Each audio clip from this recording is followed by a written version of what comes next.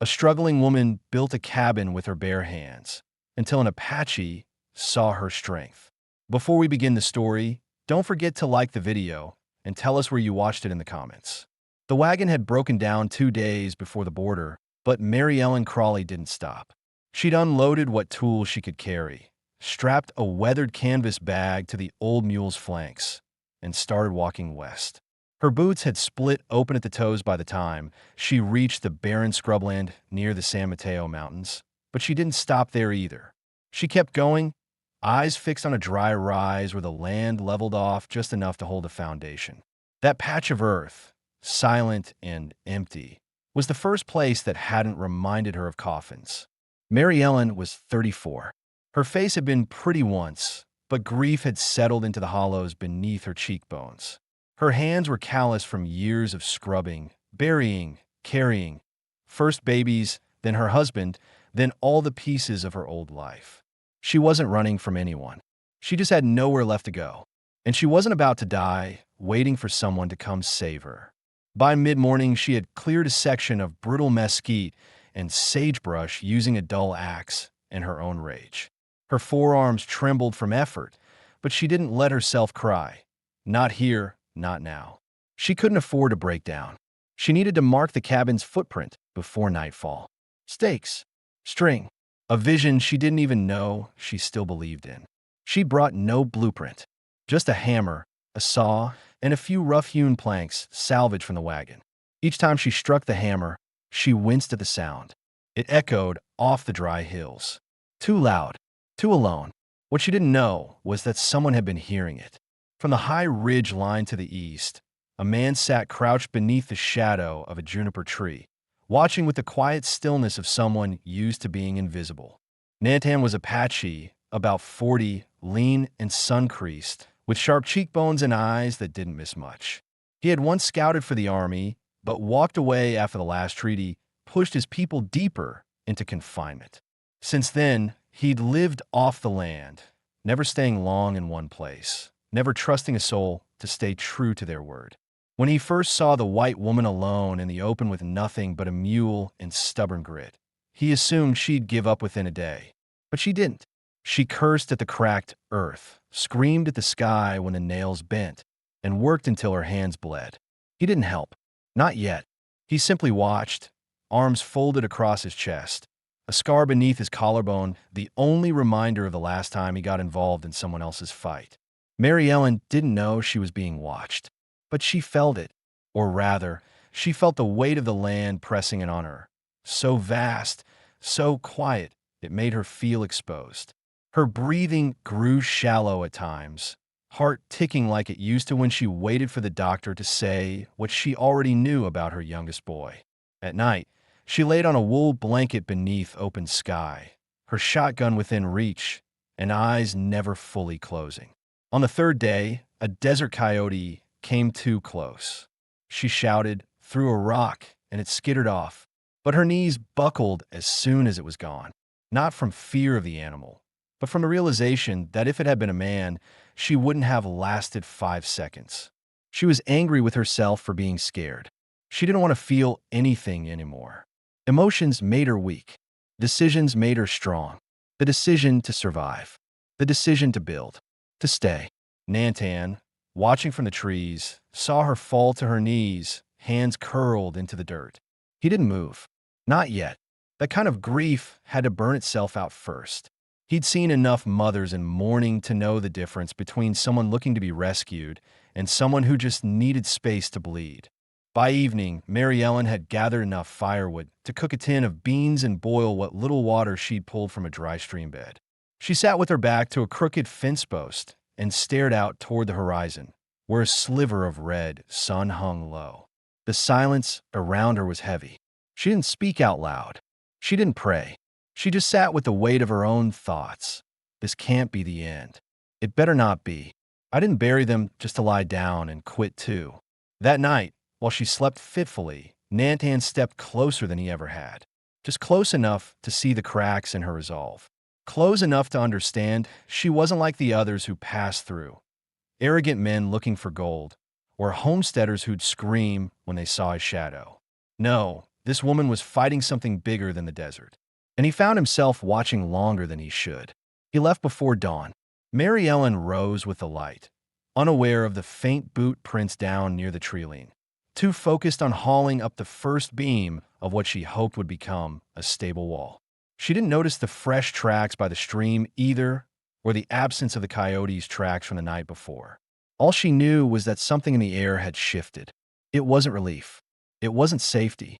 It was the sense that she was no longer entirely alone, and that terrified her more than anything. But she kept building. Mary Ellen spent the next 2 days dragging beams into place and trying not to think about what she couldn't see. There were moments when the wind shifted where she felt like she was being watched again, but she told herself it was just nerves, maybe exhaustion. She'd been through worse.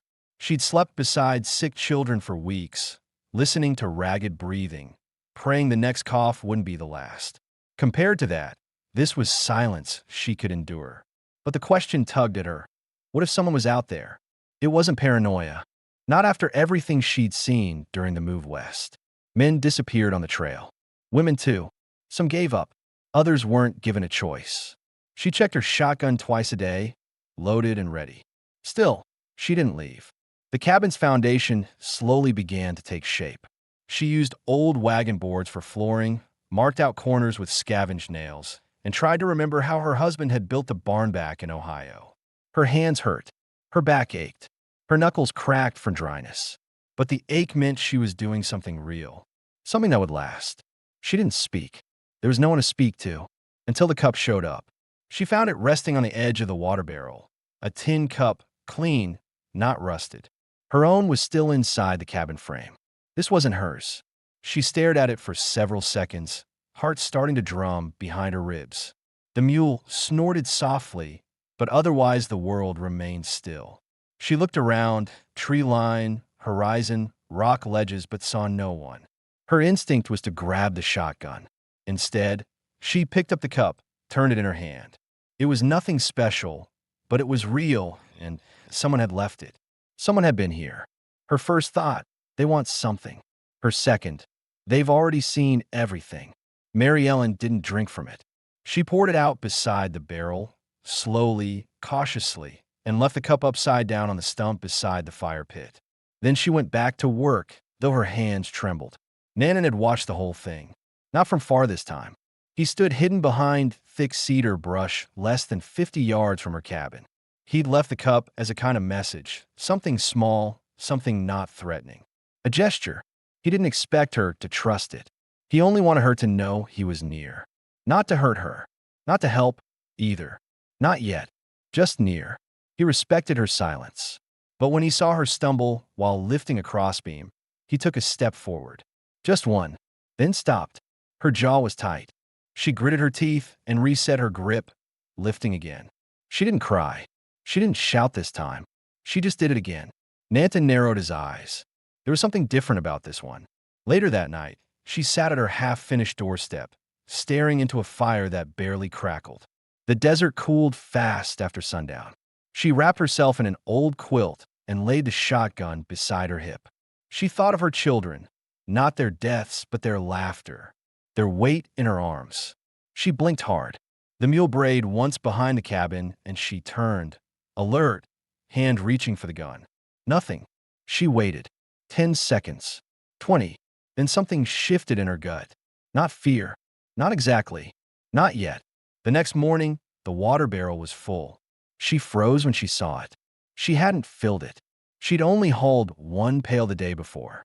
The creek was miles out and barely trickling. There was no way it had filled on its own. She checked the barrel. No tracks around it. No signs of spillage. Just water, clear and cold. This time, she didn't dump it out. She drank. Just one cup. Then she sat on the stump and stared out toward the tree line, shoulder straight. If someone was going to kill her, she reasoned, they'd have done it by now. And if they weren't here to kill her, then she wasn't going to waste time acting scared. Still, she didn't thank the air, didn't speak into the trees. She just nodded once, slightly. That afternoon, she found 2 long planks leaned against the backside of the cabin. No footprints, no sound, just the wood, rough cut but solid. She looked at them for a while, then picked them up and started hammering. That night, she left a strip of jerky on the stump beside the cup. Nanan didn't take it. He just looked at it from the brush, arms crossed. He wasn't ready to make himself known, but he'd made a decision. If anything came out of the mountains, raiders, trappers, runaways, he'd handle it. She didn't know it yet, but the land she was building on now had someone watching the ridgeline for her.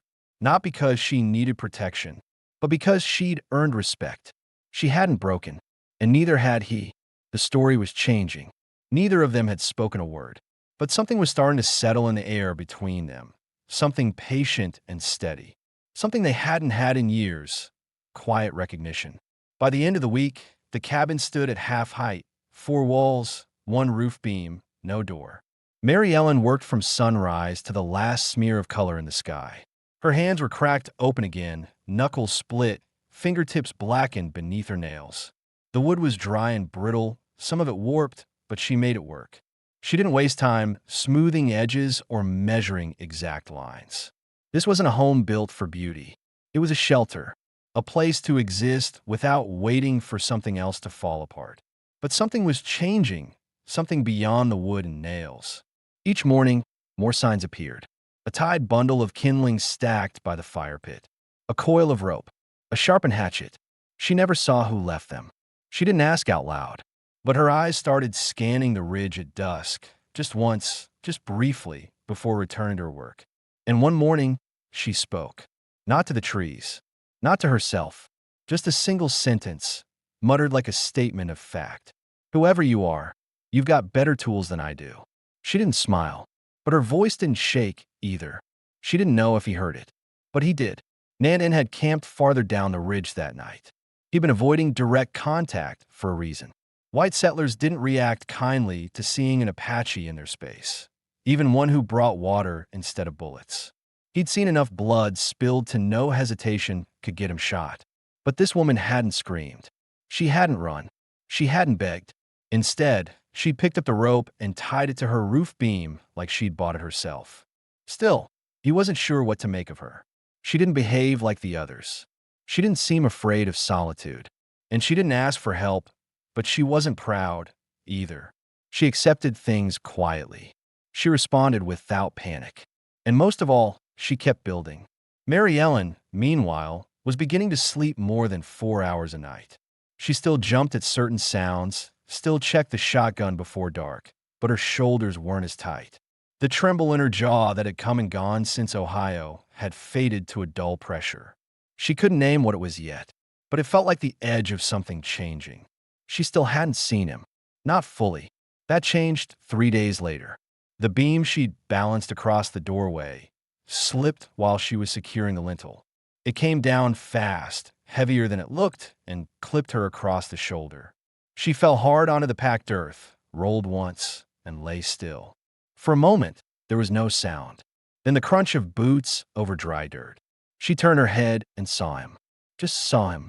A tall man with long black hair tied back, broad shoulders, and a face marked by sun and years. He wore worn buckskin trousers and a faded shirt. No weapon drawn, no threat in his stance. He stood just inside the edge of her property, hands down, not moving. Mary Ellen blinked once. Nanan didn't speak. Neither did she. He nodded once, like a man confirming something already decided. Then he walked forward, picked up the beam, and set it back against the wall. Mary Ellen pushed herself upright. Her arm throbbed, but it wasn't broken. She looked at him, really looked, and asked one thing.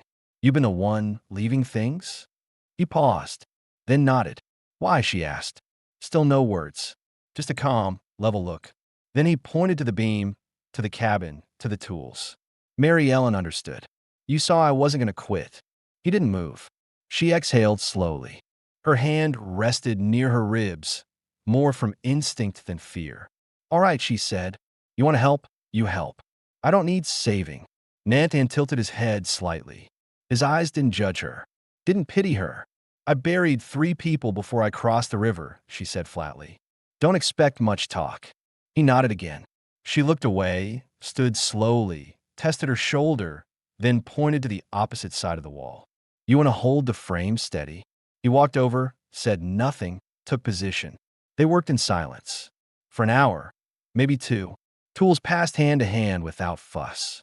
Instructions were few and only given when needed. When the sun dipped, she offered him water from the barrel. He took the cup, drank, handed it back. No more, no less. He didn't ask questions, and she didn't know any answers. But inside her chest, beneath the burn of bruised muscle and the fatigue of endless days, something had shifted. A kind of weight had moved, just slightly. The kind of shift that came when someone else took up even the smallest corner of the burden. He left before the light faded completely. No goodbye, no noise. Mary Ellen stood by the cabin wall, one hand resting on the beam they'd lifted together. She didn't know his name, but she didn't need it yet. The air felt different now. Not safer, not settled, but different. And for the first time in months, she didn't feel like she was building something for no one. The next morning, Mary Ellen rose before first light. She hadn't heard him approach during the night, but she didn't expect to. She boiled coffee over a low fire and waited, back straight, watching the pale orange horizon begin to burn behind the ridgeline. The desert air was still, cold. She didn't know if he would return, but part of her hoped he would. When the sun finally cleared the low brush, she stepped back into the frame of her cabin and picked up the hammer. Her shoulder was stiff, not broken, but not right either. She'd known worse pain. She gritted her teeth and drove a nail into the beam above the west-facing window, jaw clenched, breath tight. Then a sound. Not boots, not steps. It was the mule snorting once, curious, alert. She turned and saw him again. This time, closer. Nantan approached slowly, without speaking. He carried a bundle wrapped in cloth and a fresh-cut post over his shoulder. When he reached the cabin, he stopped short of entering. Mary Ellen didn't move from where she stood. Their eyes met. He nodded once and held the bundle out. She took it without a word and unwrapped the cloth. Inside, dried meat, cornmeal, a small tin of salve. Mary Ellen blinked. Her grip tightened on the cloth for a moment. She didn't say thank you. Not because she was ungrateful, but because something in her chest felt too tight to speak. Nantan stepped to the frame and began measuring the space where the neck support post needed to go. She watched him work. Calm, efficient, quiet. He didn't look at her, didn't ask permission. He just got to it like it was already understood. And in a way, it was. They worked through the morning. She handled nails and light framing. He lifted the heavier beams. They didn't talk. They didn't need to. Occasionally she pointed. Occasionally he nodded. Their rhythm was slow, functional, and something about it felt more stable than anything Mary Ellen had known in months. By mid-afternoon, the roof had begun to take its final shape. When they stopped for water, she finally asked the question that had been sitting in her chest since the moment he first appeared. "What do I call you?" He hesitated. His gaze moved toward the ridgeline, as if checking for something that wasn't there. Then he turned back to her and said, quietly, "Nantan." She repeated it under her breath, testing it, respecting it. She didn't give her own name. Not yet. Later, as they hammered the last rafter into place, the clouds over the western hills darkened. Rain had been a rumor for weeks, but now it smelled close. Mary Ellen felt it in her ribs, like the ache she used to get when the crops were about to drown. "We finished this today," she said plainly. Nandan looked at the sky and nodded once. Neither of them said what they both knew. If the rains came before the roof sealed, the inside of the cabin would rot before it even had a chance to hold heat. Everything she'd worked for would be swept into the mud. They worked faster. Still no wasted words. Just movements. Ladders, nails, boards passed between calloused hands. Sweat soaked through their shirts. Wind kicked dust into their eyes. But they didn't stop. And then, without warning, a voice called from the ridge. "Ho there!" Mary Ellen flinched, turned sharply, eyes narrowing. A rider. Alone. Mid-30s. White. Blue shirt. Rifle strapped to his saddle. She didn't recognize him. Nandan stepped back from the cabin wall and moved just behind her. Not hiding. Not fleeing. But not open, either. The rider slowed, raised one hand in a lazy wave. "Didn't expect to see a lady out here," he said. Mary Ellen said nothing. Her jaw locked. "Everything all right?" he asked, eyes flicking between her and Nantan. "Fine," she said, voice flat. Sure you're safe? Nanan didn't move. She's safe, Mary Ellen said sharply. You can ride on. The man's smile thinned. He tipped his hat once, more out of habit than manners. All right then. Just checking. He turned the horse without another word and rode on. Mary Ellen stood still for several seconds after he disappeared behind the slope. Her pulse was high. Her fingers had curled halfway toward the shotgun before she even noticed. Nanton glanced toward the ridge, then at her. She didn't look back at him right away. They'll talk, she muttered. Don't care much, but they will. Nanton shrugged slightly. He'd lived his entire life in the shadow of what other people whispered. Mary Ellen wiped her forehead with the back of her sleeve. He comes back, she said. You don't need to hide. But you don't need to speak either. He nodded once. Understood. Before dark, they finished the roof. It wasn't pretty, but it held.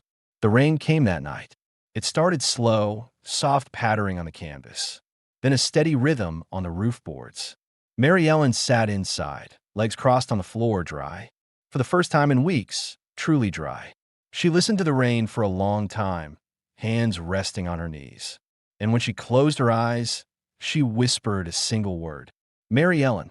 She didn't know if he was still outside, somewhere under the trees. But she said it anyway. A name, an offering. And outside, under the lean-to he'd built just off the west side of her cabin, Nantan sat with his back against the wall, listening. Tomorrow, they begin sealing the walls. The rain lasted 2 full days. Not a storm, just a steady, soaking rhythm that seeped into every seam and softened the dirt paths into clay. The wind stayed low. The sky hung gray and close. Mary Ellen didn't leave the cabin much, only to check the mule or gather more firewood from under the lean-to. She cooked inside on a small iron stove that had come loose from the broken wagon, kept it burning with dry twigs Nanan had stacked under the overhang before the rain hit. She didn't ask how he knew the weather was coming. She was beginning to understand that he paid attention in ways most people didn't. They didn't speak through most of the rain, but they stayed near. He slept outside, under the lean-to. Dry. Still. Mary Ellen thought about asking him in, just once, when the night turned colder. But the words stuck in her throat. It wasn't fear. It wasn't propriety either. It was something harder to define, something tied to not wanting to cross a line they hadn't drawn yet. She didn't want to owe anything, and he didn't want to be owed. The day the skies cleared, they began sealing the walls.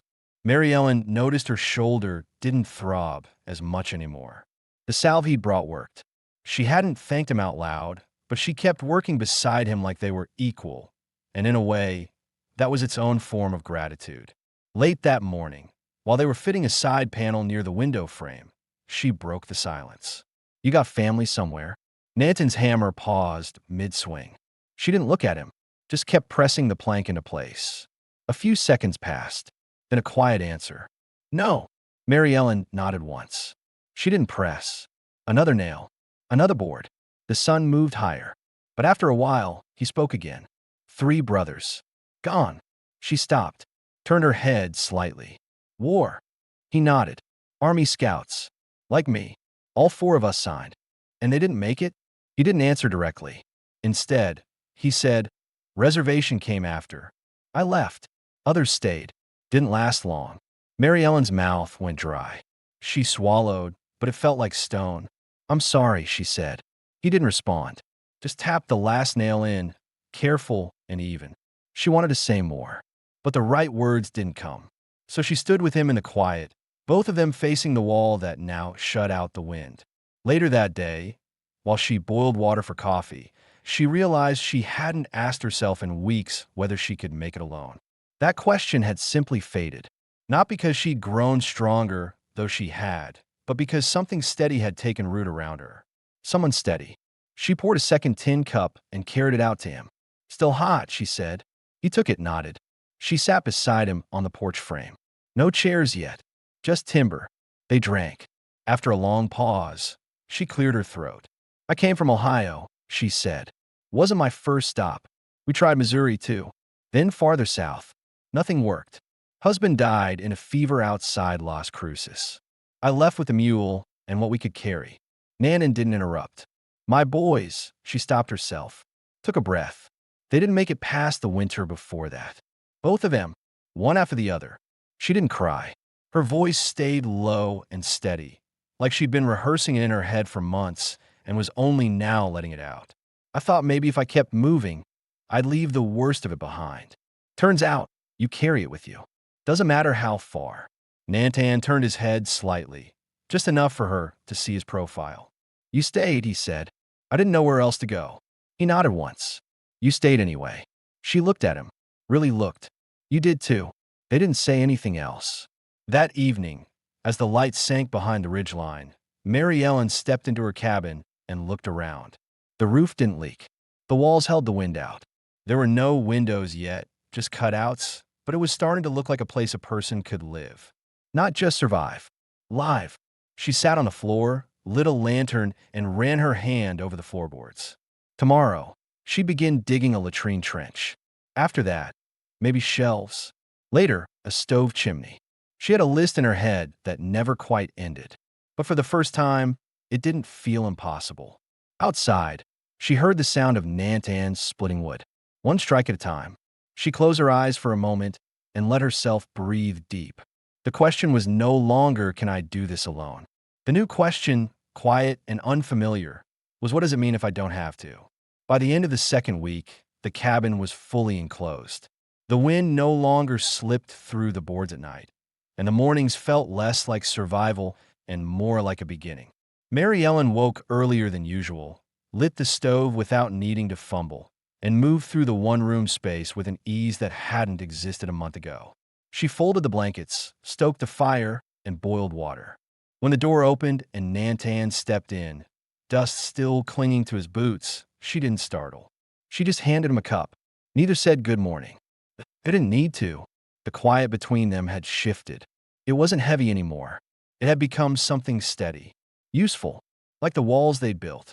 That morning, they worked inside for the first time.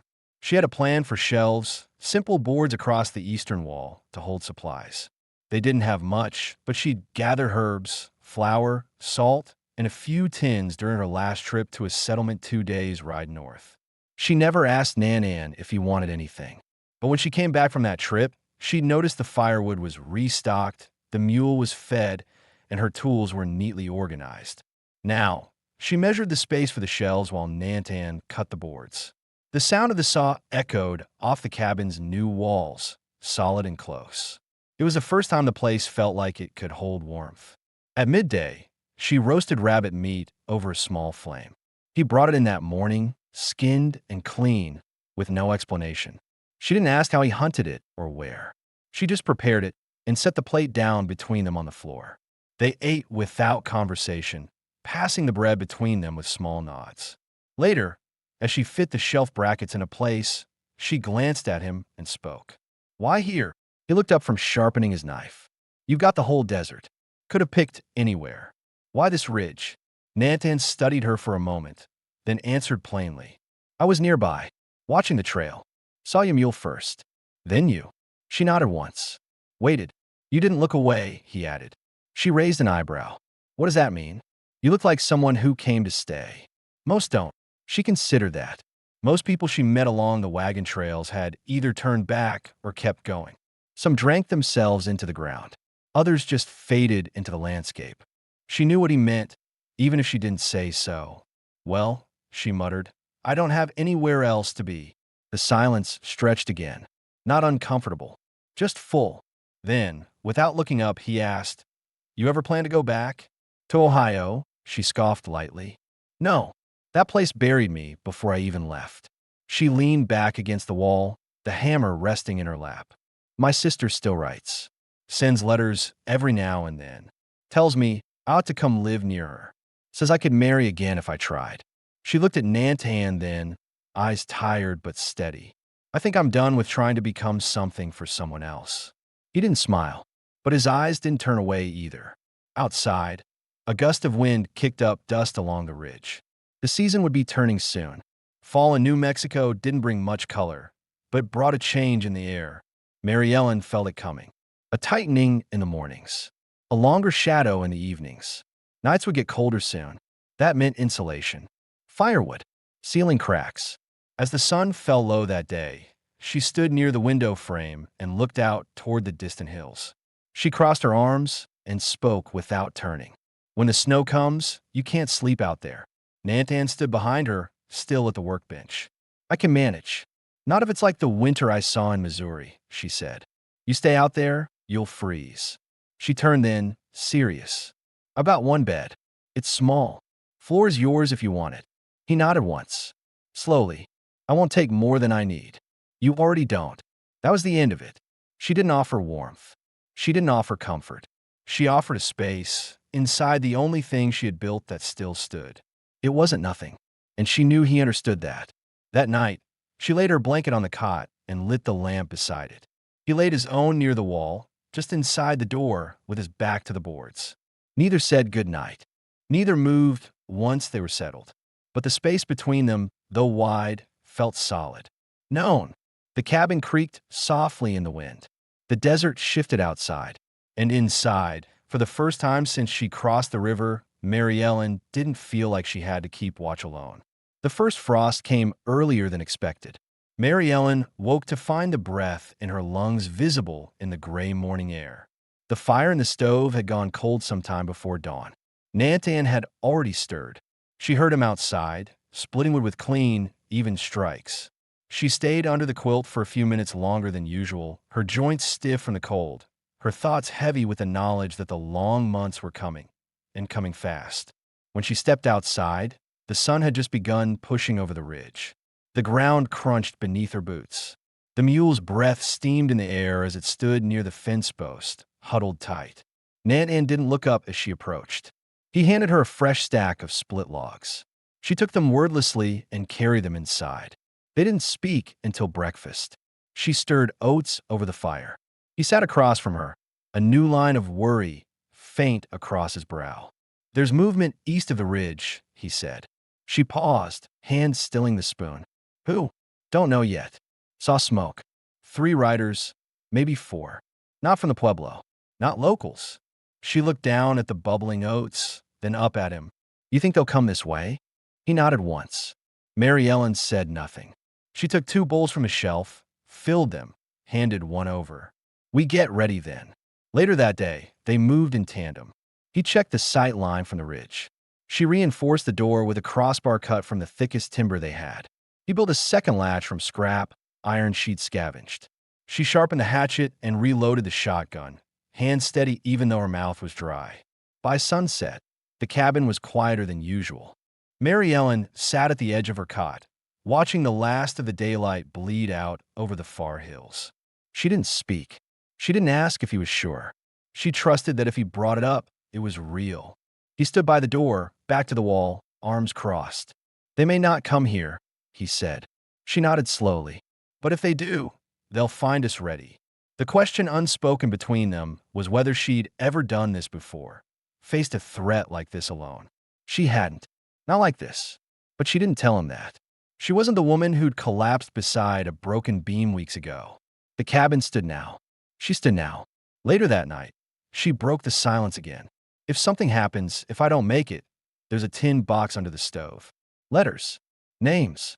My sister's address in there. Nantan didn't respond. I don't need promises, she added. Just if something happens. He finally spoke. It won't. She looked at him. You can't know that. No, but I know you. It was the first time he'd said anything close to personal. They sat through the night, one sleeping while the other kept watch.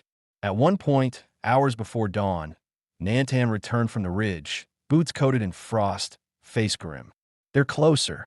Saw a fire less than a mile out. 4 riders. Armed. She nodded. Went to the stove, stoked the flames, made coffee without a word. The waiting was the worst part. They didn't know if the riders would come at all, if they'd pass, or if they'd test the cabin's walls. But they prepared for every outcome. By midday, it happened. A single rider emerged from the ridge trail, then 2 more behind him. They didn't call out. They didn't approach slow, either. Just rode hard up the incline, rifles across their backs, scanning the land. Mary Ellen stood by the window, shotgun in hand. Her pulse stayed steady. Her mouth dry. Her legs solid. She wasn't moving. Nantan stepped outside before she could stop him. He stood at the corner of the cabin, where the wind swept across the clearing. He didn't raise his hands, didn't show fear. He just stood there like a man who'd done this before, every part of him still. The riders pulled up 20 yards out. One of them, dark coat, scar under his left eye, spoke first. Didn't know this land was taken. Nanton didn't answer. We're just passing through, the man said. No trouble unless someone brings it. Still no response. Mary Ellen stepped outside, slow and deliberate, shotgun held across her chest. Not raised, but not relaxed either. It's taken, she said. The lead rider raised an eyebrow. You two alone out here? Enough of us, she replied. He grinned faintly. Just wanted to know if there's water nearby. There's not, Nantan said. First words. Even. Calm. The rider's eyes narrowed. You Apache? He asked. Nantan didn't answer. Don't matter, the man said after a beat. We'll ride on. They turned slowly. Mary Ellen kept her gaze fixed on their backs until they disappeared beyond the ridge. When the quiet returned, she finally exhaled. Nantan turned to her. They'll remember. She nodded. So will I. That night, they didn't sleep right away. They sat by the stove, the heat soft against the cold. Mary Ellen spoke softly. I thought maybe I'd have to kill someone today. Nantan answered without judgment. Maybe you still will. Or me. She nodded once, not out of fear, but understanding. They see you here, she said. That changes the way they look at this place. I know. You still staying? Yes. The fire cracked once. She didn't ask why, and he didn't offer it. But they both knew that what they'd built was no longer just for shelter. It was something being held together by choice. And that choice had weight. The snow arrived a week later, unannounced and sudden. No build-up, no warning sky, just a sharp drop in air, then silence. Then flakes falling heavy through a dead-still wind. Mary Ellen stood outside when it started, splitting kindling, and by the time she carried the second bundle in, the ground was already dusted white. By evening, it had thickened to a blanket. The desert had vanished under it. Inside the cabin, the fire snapped and hissed. Nannan sat on the floor near the stove, sharpening a bone handle blade. Mary Ellen moved with deliberate efficiency, drying her coat, hanging wet gloves, placing the kettle. She didn't speak until her tasks were done. They'll stay away now, she said. Too cold for passing strangers. Nannan nodded, but didn't raise his eyes. She sat down across from him, her back against the far wall, boots stretched out toward the heat. How many winters have you seen like this? He paused, considered. 5 this far north. Maybe 6. Last one like this was before the war. You alone then, too? He didn't answer right away. Then, mostly. She studied him for a moment. His face gave away little, but something in the way he said mostly sat with her. Do you regret leaving? She asked. He looked up. The army. Reservation. All of it. No, he said flatly. I regret staying too long. The room quieted. Mary Ellen leaned her head back against the wall. She stared at the ceiling boards they'd sealed weeks ago, sturdy dry hole. Do you think people can start over? She asked. He didn't answer with words. Instead, he reached into the inside of his coat and pulled something out. A leather strip with beads, old and worn. He held it in his palm for a moment, then set it on the ground between them. What is it? She asked. My youngest brother's. Before the scouts. Before everything. She reached out slowly, touched it with 2 fingers, careful. He died in a war? No. Died when he came home. Mary Ellen swallowed hard. Some places don't let you return, he said. Even if you survive. She sat with that. I couldn't go back either, she admitted. To Ohio. To who I was before. He met her eyes. You still carry them?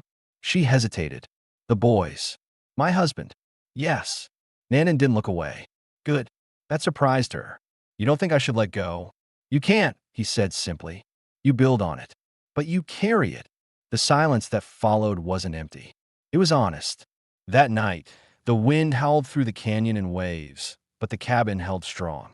They ate quietly, boiled beans, leftover cornbread, then sat near the fire with mugs of coffee, wrapped in separate blankets.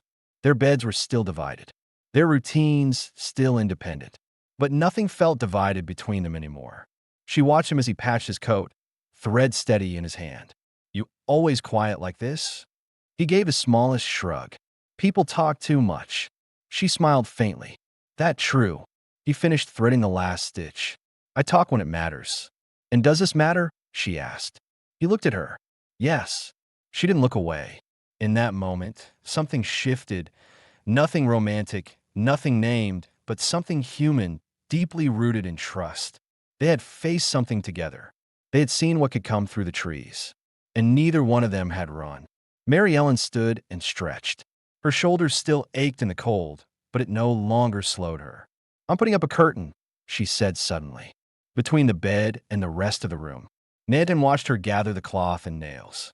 I don't care much for privacy anymore, she said, but I think I'd sleep better knowing I had some. He nodded once. I'll put it up. Together, they rigged a simple curtain between two ceiling beams. It wasn't much, just burlap and string, but when they were done, she stepped behind it and lit a small oil lamp. Her silhouette moved as she unbraided her hair. He didn't stare, just returned to his place near the stove. From behind the cloth, she spoke softly. I thought I'd be dead by now. He didn't reply. But I'm not. Still silence. And you're here. She waited. Then his voice came low, quiet. I am. That was enough. The snow kept falling through the night. Thicker, quieter. But inside the cabin, the air held steady. Two people, not speaking of love, not asking for it, but staying in its shape all the same. By the third week of snow, the cabin had taken on a rhythm of its own. The outside world fell into silence, muffled under inches of white. Inside, time slowed. Days passed in work and simple tasks, repairing the fence, boiling stew, stitching torn seams. Nights came early and held long stretches of silence, broken only by fire crackle or the creak of timber under cold. They didn't talk about what they were becoming, but the space between them had changed. Mary Ellen found herself setting aside extra coffee without thinking. She laid out the tools in a way he preferred. When she rose at dawn, she listened for the sound of his breath to be sure he was still there. Nantan, in turn, began fixing things she hadn't asked him to. The broken drawer in the supply chest, the hinge on the front shutter, the loose nail on her cot. Small things, but they didn't go unnoticed. One night, after a long stretch of snowfall, she sat by the stove and said, quietly, I dreamed of my youngest last night. Nannan turned his head, but didn't speak. He was standing in water, not drowning, just standing. He looked at me, and I didn't know what to say. Her voice was steady, but her eyes weren't. She focused on the flame instead. I wanted to ask if he was all right, but all I could say was I'm sorry. She swallowed hard, and he smiled. The room stayed still. Nannan didn't try to comfort her. He didn't reach across, but he was present, fully, and she felt it more than anything else. I don't know what that means, she said. It means he forgave you, Nantan answered, like he was simply stating fact. She looked at him. Her eyes didn't fill with tears, but something in her softened, like a knot that had finally loosened after too long held tight. The next morning, she woke before first light. The curtain rustled behind her. She dressed in silence, boots laced tight, coat pulled snug, then stepped out into the cold. The sky was dark. The wind was still. She needed to move, breathe, walk. She headed toward the ridge trail with her shotgun across her back and no plan beyond clearing her thoughts. The grief came in waves still, less frequent but sharper when it hit. Nantan woke to the empty cot. When he stepped outside, he saw the fresh tracks heading into the brush line. His jaw tightened, not out of panic but awareness. She hadn't told him where she was going. That wasn't like her. He followed. It didn't take long to find her. She was crouched near the edge of frozen creek bed, eyes fixed on something in the snow. A boot print. Recent. Not hers. When she heard him approach, she didn't flinch. She pointed. You see it too? He crouched beside her, eyes scanning. He followed the print with practiced ease, then stopped. More than one, he said. Someone's watching the ridge again. Mary Ellen looked at him. Same riders? No. Worse. He nodded. Deserters maybe, or men hiding from something. 2, maybe 3. She stood. The wind cut across the open wash, sharp and loud. You think they saw the cabin? If they didn't, they will soon. They returned together, fast and quiet. At the cabin, Mary Ellen began boarding the window from inside. Nantan checked the trail, left signals in the brush, Apache markers that meant watched, do not approach. Mary Ellen kept her voice even as she reinforced the door. If it comes to a fight, I don't aim to run. You don't need to, Nantan said. She looked up. But you might have to. He stared at her. I won't. You don't owe me anything. I'm not here because I owe you. Then why? His voice was quiet, firm, because this is the first place I've wanted to stay. The words hit her harder than she expected. She didn't answer, just turned back to the door. By nightfall, they were ready. The snow had stopped. Moonlight cast pale shapes across the ridge. Mary Ellen sat inside, shotgun across her lap. Nannan stayed just beyond the doorway, eyes scanning the trees. The riders never came, but they left signs. A deer carcass, gutted and left by the creek. A rusted horseshoe nailed to a tree near the back trail. It wasn't a message for Nantan. It was for her. Mary Ellen stood beside the tree in the morning light, jaw locked. They think they can scare me. Nannan shook his head. They're testing, seeing who lives here. If you'll run. I won't. He looked at her, and this time, something shifted behind his eyes. The stillness in him broke slightly, not fear, but protectiveness. They'll come back. Not tonight, but they will. Mary Ellen breathed out slow, then let them. She walked back to the cabin and set the coffee to boil. That evening, for the first time, they sat side by side on her cot. She didn't ask him to. He didn't wait for permission. And when she laid her head lightly against his shoulder, he didn't move away. They said nothing. But in that silence, something real settled. There were no longer two people trying to survive next to each other. They were surviving together. And both of them knew they'd fight for that.